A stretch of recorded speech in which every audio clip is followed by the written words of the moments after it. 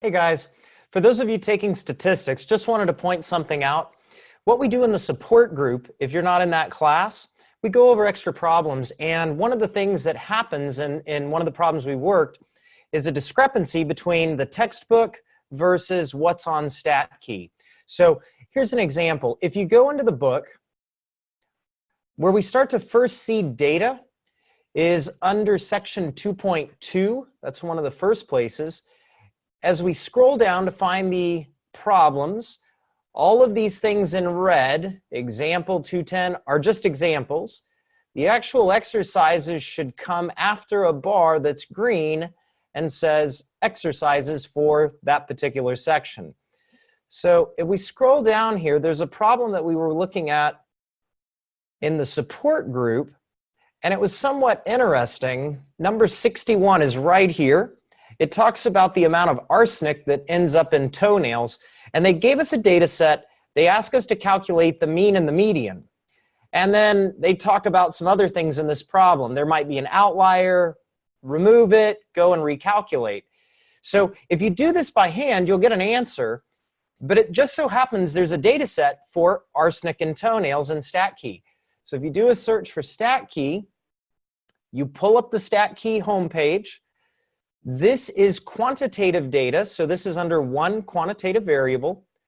When you click that first top link, the data sets are up here. You drop this down, and you've got a bunch of different options. As you look here, you can see toenail arsenic is right here. If you click it, it comes up. It shows you a dot plot. It shows you the histogram. You can also choose box plot. Those are the three different types of graphs that you have. And over on the side, you can change the bucket size for the histograms.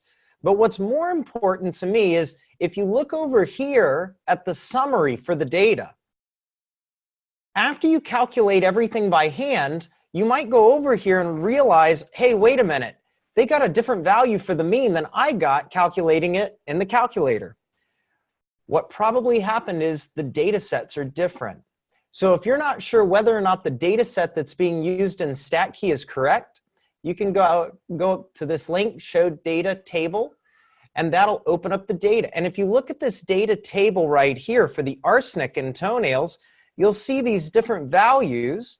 Hop back over to the book, and you'll notice they're very different from the values listed in this particular problem. So just be careful. As you work a problem, if it asks you to go over to StatKey or you're required to use StatKey, that's fine. Just be careful and double check and see whether or not the data values they put in the textbook are the same ones that you've got in your StatKey problem. Hope this helps you avoid some trouble down the road. You guys have a great weekend. Take care. Bye-bye.